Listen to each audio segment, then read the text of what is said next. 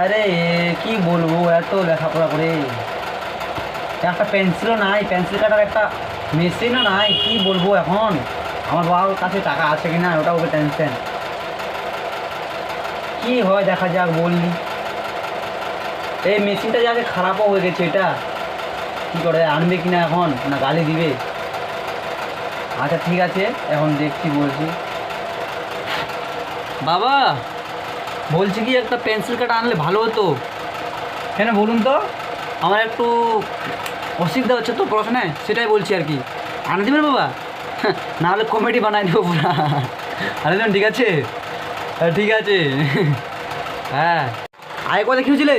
হাসি এখন নাকি? তোর জন্য আমি পেন্সিল নিয়ে খরম লে নিও। আচ্ছা আমি দেখাও তো গলায় লাগাই দিই।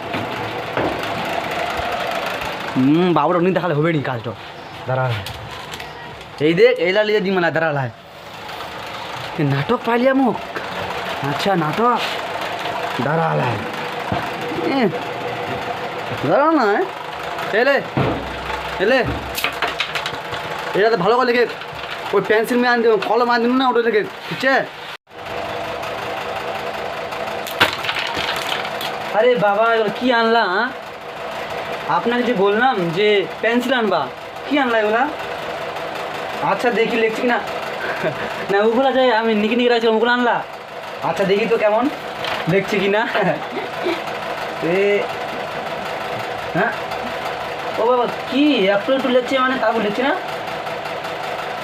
মানে আমার সাথে ঝাউরি করলা? ঠিক আছে বাবা। কি এগুলা কি বললাম, কি আনলো? হ্যাঁ ঠিক আছে, বুঝতে পেরেছি। না তোমার জিনিস তুমি নাটক করছো নাকি? আমি তো প্রণাম দিলাম, ঠিক আছে।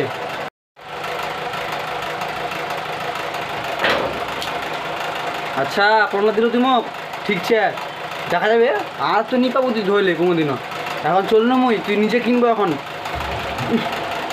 কি কম তোর। আচ্ছা যা হবে দেখা যাবে, যাও।